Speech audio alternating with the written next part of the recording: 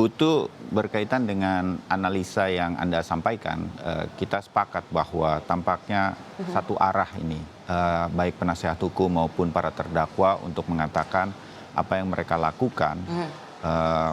Mereka tahu ada SOP yang sebetulnya dilanggar, tetapi mereka mengikuti perintah atasan. Apalagi ini polisinya polisi, Kadif Propam Polri, Jenderal Kepolisian begitu, sehingga kemudian mereka mengikuti saja. Mungkin Anda juga berdiskusi dengan jaksa penuntut umum sedemikian rupa, atau juga mungkin para pengamat yang nanti akan saya sambung di studio juga. Apa kemudian, karena jaksa penuntut umum kan harus membuktikan dakwaannya begitu, yang kemudian nanti bisa menjadi kontra dari apa yang disampaikan oleh para terdakwa dengan penasihat hukumnya bahwa mereka mengikuti saja perintah atasan. Dari yang mungkin Anda diskusikan dengan jaksa penuntut umum, apa yang mungkin nanti akan terjadi dalam persidangan selanjutnya, Putu? Ya, Bayu, sebetulnya kalau kita bicara soal menggali informasi, tentu ini bukan hanya jadi jaksa saja, tetapi juga jurnalis Kompas TV yang ada di lapangan ini coba menggali informasi terkait dengan pertanyaan Anda begitu. Apa sebetulnya senjata rahasia yang dimiliki oleh jaksa penuntut umum untuk kemudian membuktikan dakwaan-dakwaan yang sudah disusun dan juga dibacakan di ruang sidang kepada 6 orang terdakwa, termasuk salah satunya adalah Verdi Sambo. Nah, tapi kalau kita tarik lagi ke belakang, Bayu dan juga saudara, karena memang prosesnya masih panjang, bagaimana kita lihat kemudian saksi ahli ini baru dihadirkan begitu, bukti-bukti yang dimiliki oleh jaksa penuntut umum ini masih belum ingin disampaikan kepada publik, dan nanti lebih detail, lebih lengkapnya ini selalu disebut akan disampaikan di proses persidangan ketika nanti sidang berlangsung. Nah, tetapi yang kemudian satu hal yang perlu diketahui, Bayu dan juga saudara, bahwa barang-barang bukti yang nantinya akan dihadirkan, kalau kita lihat bagaimana kemudian komposisi dari saksi-saksi yang dihadirkan, selain kemarin juga sudah ada saksi faktual, di mana ada dari pihak penyidik Polres Jakarta Selatan yang juga turun melakukan olah TKP di proses awal begitu, di tahap awal kematian Yosua Huta Barat di TKP yang ada di Duren 3.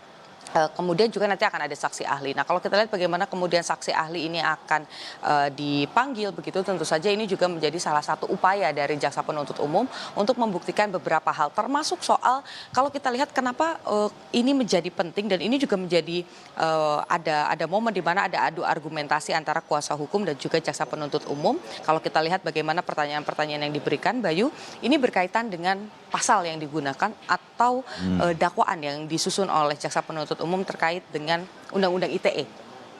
Kalau saya perhatikan, penasihat hukum dari masing-masing terdakwa, terutama Cuk Putranto, kemudian juga Baikuni Wibowo, ini masih konsisten menyebut bahwa kliennya ini tidak melakukan upaya untuk merusak CCTV. Jadi yang dari kemarin ini dipertanyakan adalah kondisi dari DVR-nya tersebut. Apakah kemudian yang tidak bisa dilihat ini ketika berada di DVR-nya atau ketika sudah dipindahkan ke eksternal hard disk-nya.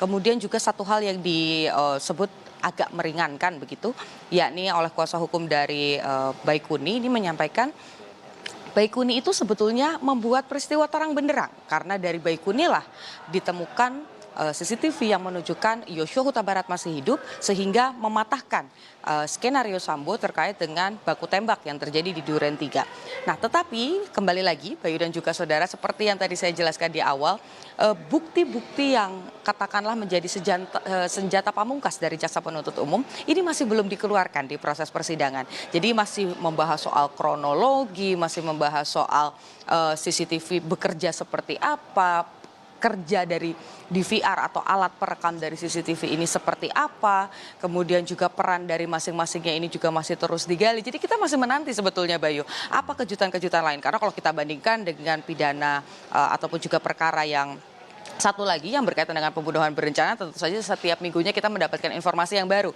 Ada bukti kayak misalnya seperti pekan ini ada CCTV yang kemudian dihadirkan di ruang sidang. Nah, hal-hal seperti ini juga yang sebetulnya dinantikan oleh jurnalis Kompas TV yang ada di lapangan, apa yang kira-kira dimiliki oleh jaksa penuntut umum, karena kalau kita lihat untuk membuat dakwaan dari jaksa penuntut umum ini disetujui atau diterima oleh majelis hakim, tentu saja bukan hanya ada kesaksian dari para saksi, baik itu saksi faktual, saksi ahli ataupun juga nanti saksi mahkota, tetapi juga ada bukti yang bisa dipertanggungjawabkan. Bayu.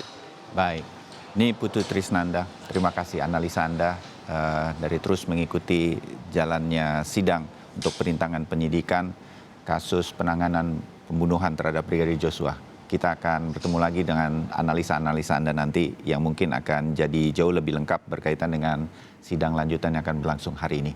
Saudara tetap bersama kami di Breaking News Kompas TV. Kami segera kembali.